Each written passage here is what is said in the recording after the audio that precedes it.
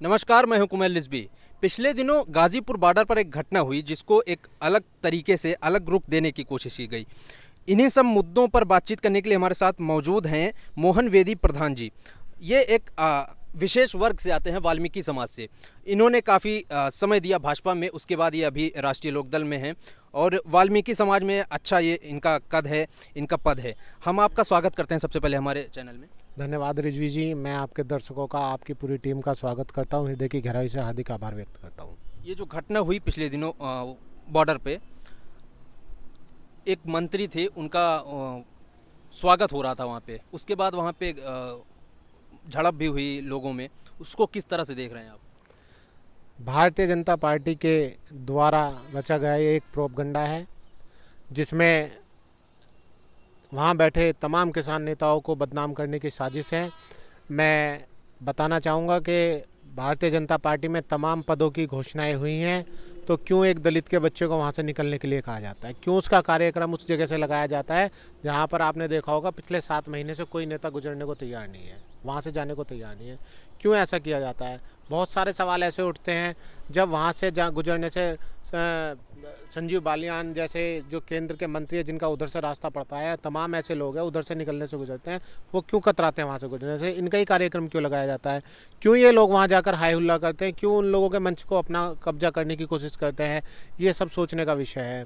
मैं आपको बता देना चाहता हूँ, आज जो वाल्मीकि समाज इस हाथ घटना को लेकर आवाज़ उठाने की बात कर रहा है, वो कोई और नहीं, वो पार्टी के ही तमाम छुट भैया नेता हैं और कुछ नहीं है।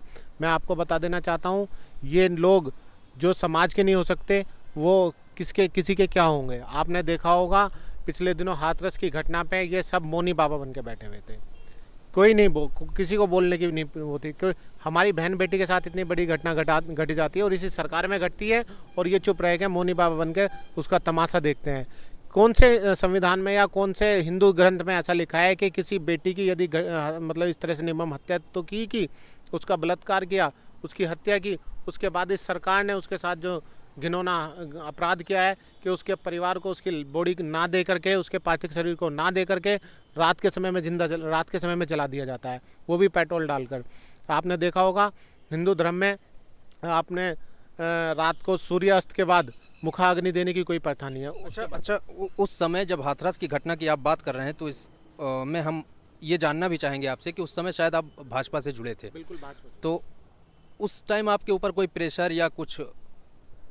मैंने अपनी उस बहन के लिए न्याय की मांग की, न्याय के लिए लड़ा। मैंने कैंडल मार्च भी किया, धरना प्रदर्शन भी किया, मेरे पास सोशल मीडिया पे भी चला, सारी चीज़ें रही, और तमाम कार्यकर्ता उसमें मेरे साथ जो अन्य वर्गों से भी थे वो भी जुड़े। ऐसा नहीं कि वाल्मीकि समाज से ही, अन्य वर्गों से थे वो भी जुड़े थे।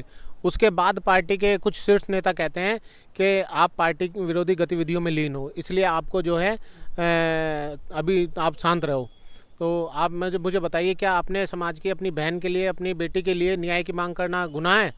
क्या वो पार्टी विरोधी गतिविधियां हैं?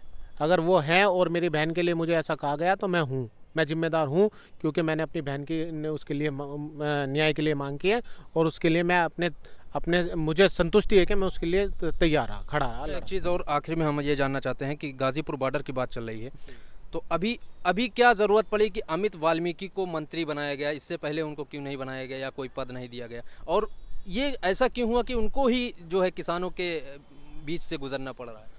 हाथरस केस के बाद से वाल्मीकि समाज जो है भारतीय जनता पार्टी का जो परंपरागत वोटर माना जाता था, पिछले बहुत लंबे समय से एक हिंदुत्व के नाम पर ये भारतीय जनता पार्टी का लगातार वोटर रहा है और 100% वोट करता है।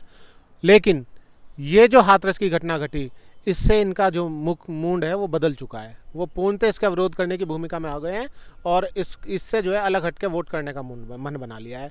ये पार्टी, भारतीय जनता पार्टी ने सर्वे कराया, उसके अंदर इनको पता भी लगाया, और इसका एक नज़ारा इनको पिछले निकाय चुनाव में जो है ऐसी घटना को लेकर अपना मुरादाबाद मेरठ जैसी एक घटना में, मेरठ में चुनाव हुआ था महापौर का, उसमें इनका कैंडिडेट हारा, तो वहाँ वाल्मीकि समाज ने विरोध किया था टिकट को ना लेके। तो आप देखिए 2 करोड़ की जनसंख्या, 2 करोड़ का वोट बैंक है उत्तर प्रदेश में वाल्मीकि समाज का, और मैं मानता हूँ ये निर्णायक वोट है। जहाँ जाएगा वो कहीं ना कहीं वो दूसरों की तो घटाएगा, लेकिन जाने वाले की बढ़ाएगा। इस बार पश्चिम में आपका, आपके समाज का क्या लग रहा है कि किधर जाने वाला है वो? हाथरस केस को लेके ये सारा भाजपा से छिटक चुका है, जिस कारण इन्होंने ये प्रोपगंडा रचा है। उस वोट को अपने तरफ मोड़ने के लिए इन्होंने जो ये साजिश रची है, ये नाकामयाब रहेगी और ये वोटर जो है इनसे छटकेगा, 100% छटकेगा।